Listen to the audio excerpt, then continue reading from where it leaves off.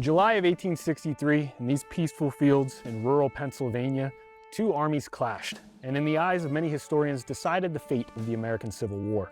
In a series of decisive engagements on July 1st, 2nd, and 3rd, citizen soldiers from North and South clashed in what would become known as the Battle of Gettysburg.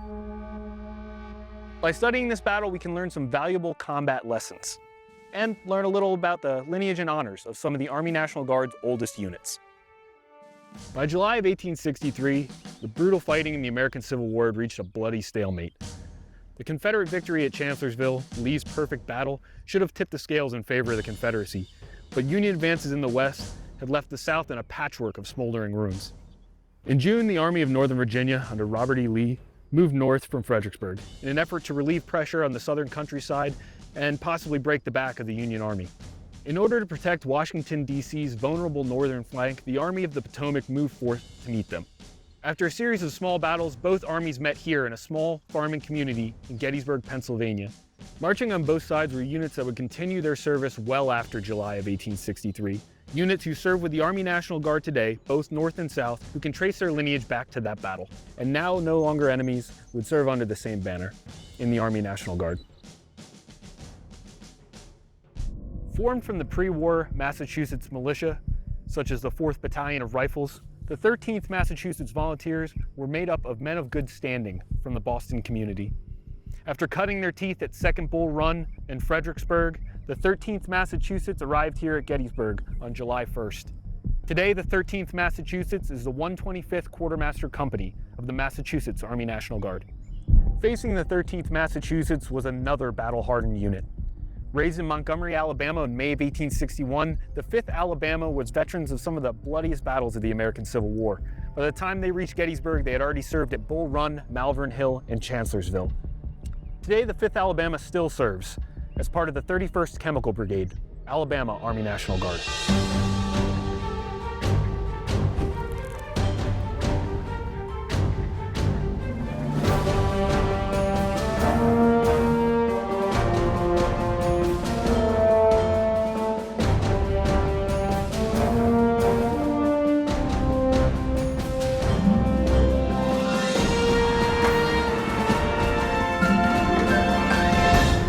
In the sweltering heat of July 1st, in these hills to the west of the town of Gettysburg, the initial clash in what would become America's bloodiest battle took place. Confederates under General Harry Heth were advancing towards the town from the northwest at a feverish pace when they ran into the cavalrymen of General John Buford. Buford knew that he could not defeat the overwhelming numbers of Heth's men, but he knew he had to fight a delaying action. He set his men up in the rolling hills and ridge lines such as McPherson's Ridge to the west of the town. Buford dispatched messages to General George Meade of the Army of the Potomac and John Reynolds of the 1st Corps, demanding haste. Reynolds' men would be needed in a blocking position to prevent the Confederates from taking the town. As the Confederates advanced and took each ridgeline, Buford would pull his men back to the next ridge, forcing them into a savage uphill fight once again. While the Confederates and Buford's cavalry exchanged ferocious volleys, the men of General Reynolds' 1st Corps advanced from the south to meet them. As Reynolds' men arrived, they were immediately faced with a swell of Confederate infantry. The ferocity of the fighting increased as he deployed his men along Chambersburg Pike, and while leading the famed Iron Brigade forward himself, General Reynolds was struck down here by enemy fire and killed.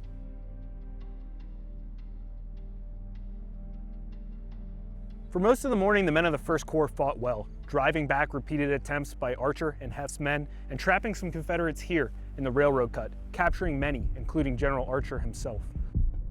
Behind the Union lines, the last regiment of the 1st Corps was arriving, the 13th Massachusetts Infantry.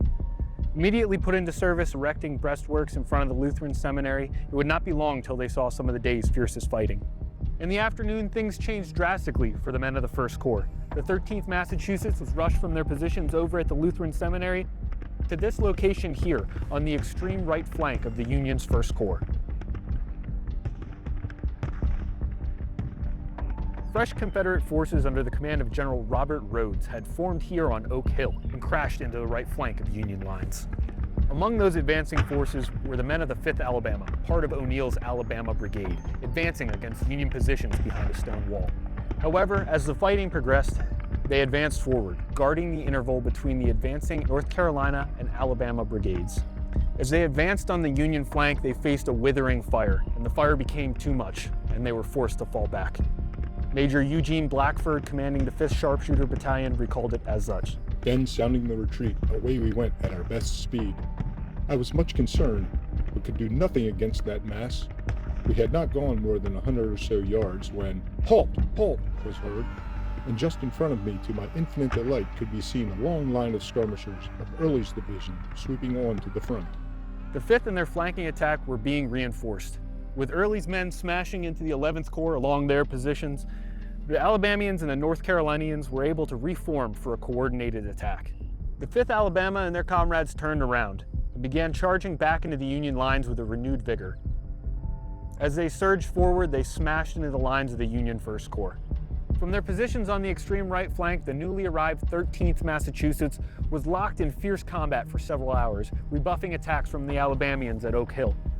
With their ammunition running low, the men of the 13th joined the rest of the 1st Corps as their men pulled back from their positions here and fell back into the town of Gettysburg. As the fire slackened, with numbers largely reduced by killed, wounded, and those who had gone to the rear with wounded and prisoners, we withdrew from extreme advanced position back across the open field to the first piece of woods we passed through, and were part of our brigade and faced in another direction. From the crest of the ridge, we saw considerable bodies of the enemy, moving to our left towards Seminary, where from the heavy firing we knew our troops were being badly pushed. Looking to the front, and more especially to the right, where there had been a gap between us and the 11th Corps, we could see the 11th Corps withdrawing, closely followed by long lines of the enemy. We knew it could only be a question of a few minutes before the orders must come for the removal from this exposed position. With Union positions collapsing all around, the men of the 13th Massachusetts joined the stream of Union forces moving back along the road into the town of Gettysburg. Private George Jepson of the 13th recalled, "It was not an army corps, nor as brigades, hardly even as regiments, that they got there, but for the most part singly or in 2s and 3s. At the close of July 1st, the Union Army would find themselves pulled back here to Cemetery Hill. Though overwhelmed on the first day, Buford's plan had succeeded and allowed time for reinforcements to make it here to Gettysburg and mass on Cemetery Hill. The fighting on the first day teaches us some valuable lessons. Number one, General Buford identified some key terrain, and then he utilized that terrain to allow time for his reinforcements to arrive. Number two, the men of the 5th Alabama taught us that massing your forces at the right point of a battlefield can break even the strongest defenses. Lesson number three, the 13th Massachusetts taught us that no matter how hard you fight, a defense is only as strong as its weakest point.